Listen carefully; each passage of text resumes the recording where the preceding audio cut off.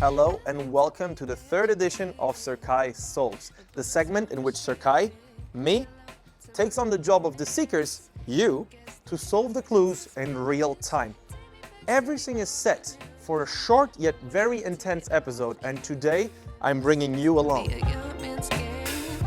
Jean-Paris gives us a series of hints that lead us here, to the Parc de la Butte du Chapeau Rouge, a former gathering site for left-wing pacifists. This park took its name from a ganguette that once stood here. Then, he delivers the following riddle. There was a kid I used to see every time. I'm sure you will find that boy, accompanied by two women holding him close. Did you get that riddle? Let's have a closer look to see what we can find around the park. Actually, right there. Do you see that? I think we should get a closer look. And there he is, Bacchus, also known as Dionysus, depending on whether it's Roman or Greek mythology. This one right here is called l'enfance de Bacchus. And now, back to Jean. You definitely need his name to solve this riddle.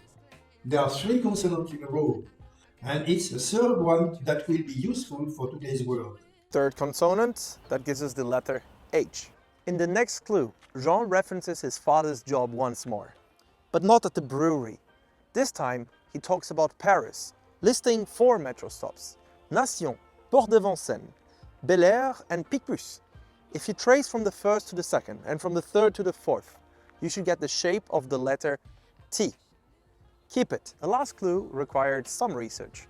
Jean provides key details that lead us to an exhibition about Greek gods.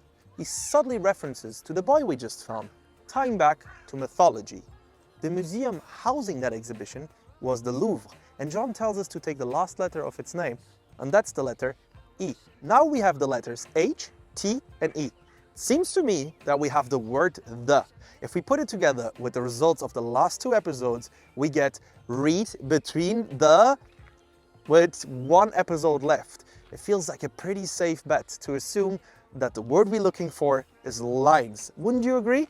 But let's not get ahead of ourselves. We will come back the next week and wrap up the first cycle.